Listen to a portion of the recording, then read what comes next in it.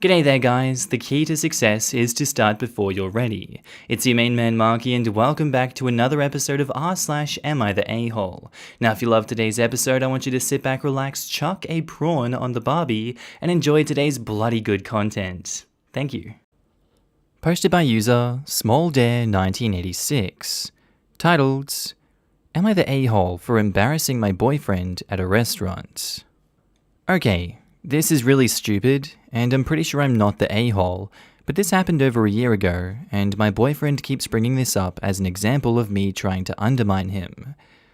So, both my boyfriend and I love food. Not too uncommon, obviously. We're also both pretty athletic. I'm a runner, so I'm relatively small, at around 100 pounds at 5'4", while he's an Olympic weightlifter and occasional bodybuilder, so he's a lot bigger. Probably like 200 pounds at 6 feet. The thing is, I have an enormous appetite. Way bigger than his. Honestly, I'm kind of embarrassed at how much I can eat, which is often way more than him. So last year, we went to a restaurant that has a 96-ounce steak challenge. Basically, you have to finish a 96-ounce steak plus a bunch of sides in an hour, and you get the meal for free. I honestly had very little doubt I could finish it. Boyfriend and I went to the restaurant with a few friends, and I said I wanted to try the challenge. Boyfriend said he wouldn't pay for it if I couldn't finish it, but like I said, I was pretty sure I would finish it. He had been to the restaurant before, and he ordered a more normal meal. I don't remember exactly what, but some kind of steak that was probably closer to like 18 ounces. I made a bet with him that I would not only finish my meal, but would finish it before he did, and he accepted. Well, the meal comes, and I finish in under an hour. Boyfriend can't even finish his meal. I end up finishing for him. Our friends that were with us laughed and congratulated me, and teased my boyfriend that his girlfriend of half his size could out-eat him so much, and I told him to pay up. After we separated from our friends, he went off on me, telling me I embarrassed him in front of our friends and emasculated him? I honestly don't think I'm an a-hole for this, but he keeps bringing this up as an example of me trying to undermine him in public. Am I the a-hole for out-eating him and embarrassing him in front of our friends? Edit. Y'all, I don't eat like this every day. I wouldn't be able to run if I did, lol. I don't think so. He agreed to the terms and conditions of this beforehand, and now he's deciding to be emasculated because you beat him in this challenge? The friends are honestly just doing a piss take here. They don't genuinely mean that he's less of a man for this happening. Can this guy not put his feelings aside for 2 seconds and realize, hey, it's not as deep as you think it is. They're just taking the piss and they're gonna forget about it. Continually bringing this up and holding it over OP is a real dick move by this guy, and that's just incredibly toxic. Not much else to say besides that. I'm going with not the a-hole OP. Not the a-hole. My youngest is a tiny pipsqueak, but he can pack away steak like nobody I've ever seen.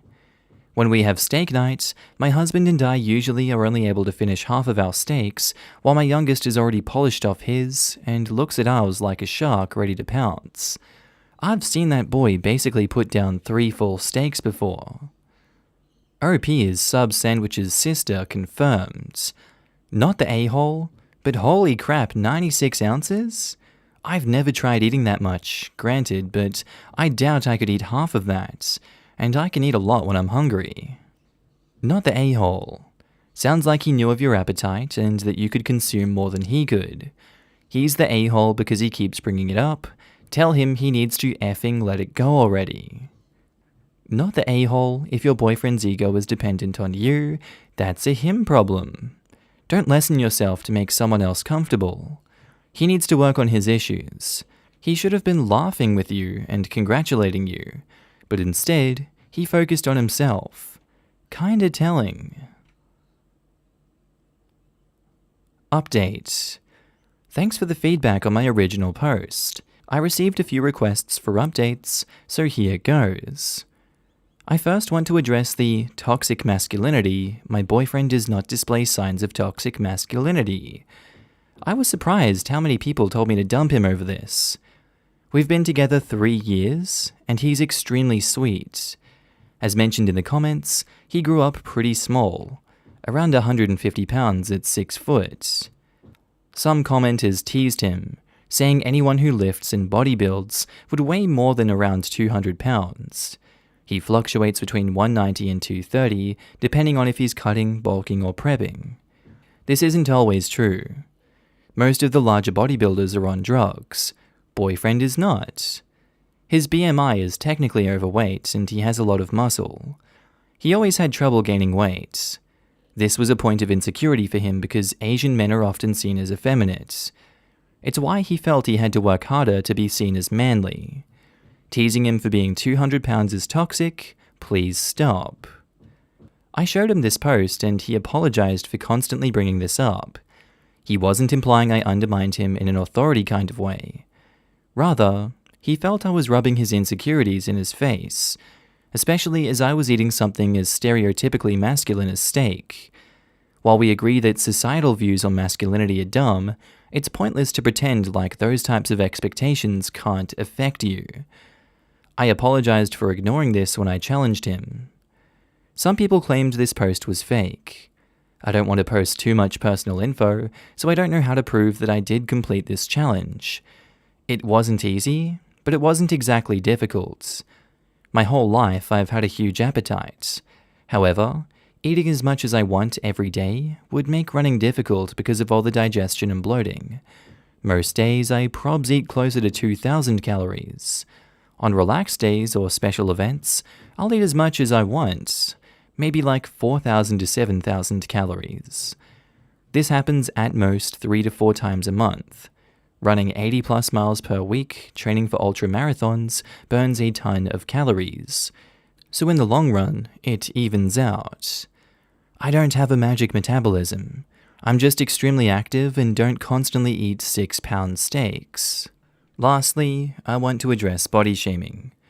I'm fortunate I never had to worry about my weight. However, several commenters pointed out that runners should weigh more and have more lean muscle, so this must be posted by some lonely incel that doesn't actually know how much real women weigh. I don't need to justify my body, but I'm East Asian. My entire family is slim. I'm not the only underweight long-distance runner I know. I don't starve myself, and I keep myself healthy. I won't apologize if neither I nor my boyfriend have bodies that match with your expectations of what a particular athlete should look like. Anyways, I'm off to eat a bucket of fried chicken and a gallon of ice cream. Or not. Who knows? So basically, on his side, sorry, but also you should have known steak was very masculine. And you went, true, should have thought of that, I'm sorry too. Still unsure why you'd apologize for not taking his insecurity into account in a damn food challenge. WTF? And OP replies, it was more like if I knew something was a point of insecurity for him, as his partner, I could have done more to be mindful of not making his insecurity worse. While it's true you should be kind and mindful of your partner, it just sounds like you have to diminish yourself to keep him happy instead. You should be free to beat him in anything, and he you without upset. If he can't cope with that, I'd ask my partner to go to a therapist. His insecurities are his. You shouldn't have to manage them for him. His insecurity is toxic and something he should be working on. Many men are insecure when their partner makes more money than them, but women shouldn't have to make themselves smaller to deal with the toxic insecurities of men. Also, sorry, but that is toxic masculinity. You can say it's not, but you're wrong. Hi, I'm an Asian girl dating an Asian Canadian man who's also a lifter and exactly 200 pounds. I understand that Asian guys in North America have a lot of issues with feeling emasculated by the media, but it does not excuse what your boyfriend did to you. It sounds like his resentment has went into toxic category, which, unfortunately, some men have went into when they feel insecure. You denying it doesn't help. I know you want to stay and you feel he's amazing despite what happened, but this is an issue that needs to be nipped in the bud. And you shouldn't validate such a ridiculous logic. You can validate his irrational feeling, but make it clear that it's irrational and that he needs to work on that side of him. My boyfriend, despite being socially aware and very concerned over how Asian men are treated in North America, would never get upset or feel emasculated by me eating more than him. If anything, he'd love it, so I'd stop making him eat my leftovers and finally help him lose weight. Seriously, your excuses for your boyfriend don't hold water because it's irrational. And FYI, toxic masculinity does not mean that he would be a sexist douchebag. He sounds like he may be a sweet guy. It just means that there are internalized views of what men should be. For example, men don't cry, men don't talk about feelings, etc. It is the ingrained notion that there are a defined ways of how to be a man. The fact that he feels steak is masculine and body insecurities over not being big enough for a man is exactly what toxic masculinity is. Posted by user Son's College Fund. Titled, Am I the a-hole for calling my son a moron and issuing him an ultimatum? I have a son, 17 male. Recently, he was challenged to a dare by a friend of his. He accepted the dare and vandalized my car. He broke the window, scratched the body after he was dared to do so by his friend. His reasoning was that he accepted the dare, and when he heard the dare, his friend told him not to chicken out and send a video of him doing it. I was furious and called him a moron. I also gave him an ultimatum. Him and his friend should pay me the money for fixing the car, or I will take the money required to pay for fixing my car from his college fund. I felt that his idiotic actions should have consequences, but my wife disagrees and said that we should let this pass, or else I will come across as an abusive a-hole to our son. Am I the a-hole? Where is this wife coming from that the husband is an abusive a-hole for punishing the son? I mean, this is a fair punishment for the crime. I don't get how that's abusive. That's a real-world example of a punishment, and if not, it's going easy on him. If he vandalized someone else's property like that, it wouldn't just be a monetary fine that he's facing. Obviously, he wouldn't be sent to jail, but you'd have to get lawyers involved, and you might go in small claims court or something like that, and the whole process would just be dragged out and unnecessary. This is quite a slap on the wrist compared to how you could punish this man. I'm gonna go with not the a-hole for this one. What the hell's her problem? Not the a-hole. Tell the other boy's parents, and both boys should work to repay the money or face charges of vandalism. The other boy's parents will no doubt say he's not responsible as he didn't actually do the damage.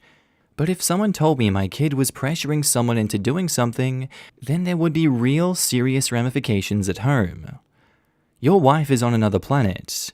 Does she want to raise a boy who thinks his actions have no ramifications? My teenager would not dream of doing this to someone else's property. She'd tell the friend to go kick rocks for being so stupid.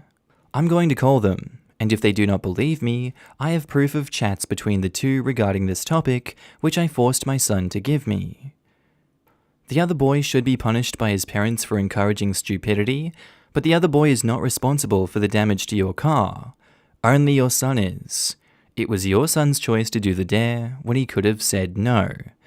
Maybe your son not being able to deflect part of the blame to his friend will make him realize that he is responsible for his own actions and nobody else, dare or not. Not the a-hole. By the way, I dare you to take your money out of your son's college fund to pay for your car. Don't chicken out, and please send me a video of you doing it. Also, you can refer to this dare if your son complains. Let it pass? ?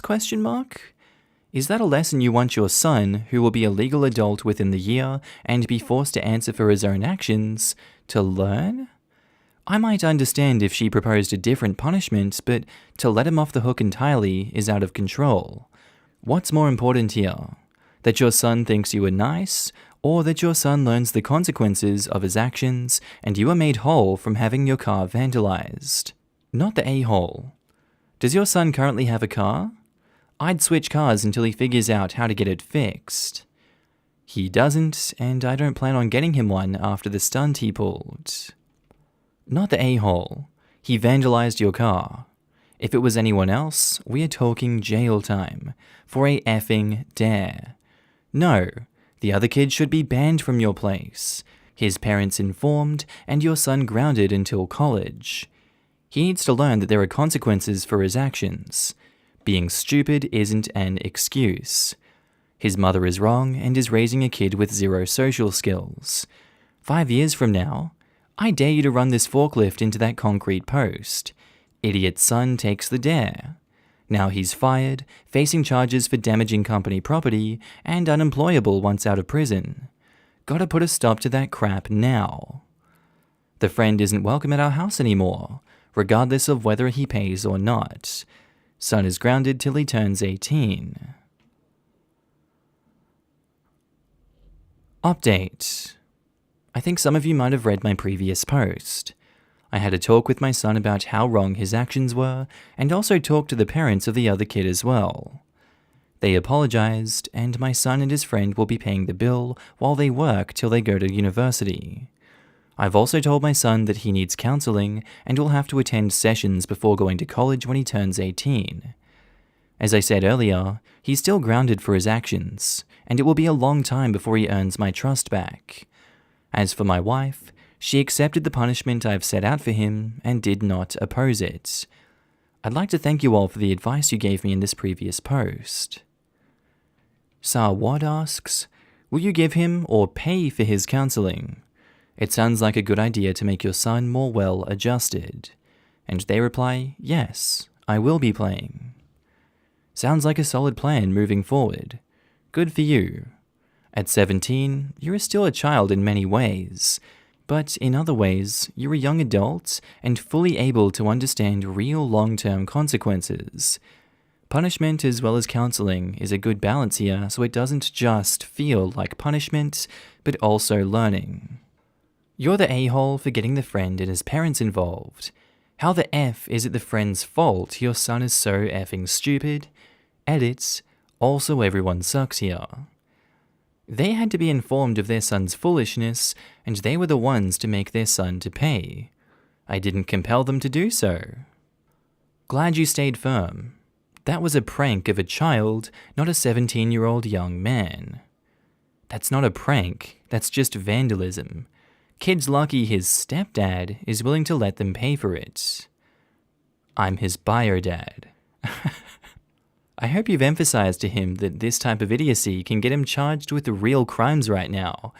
Many prosecutors are liberal about upgrading 17 to adults, and that if it weren't for you being forgiving, he could easily ruin his life.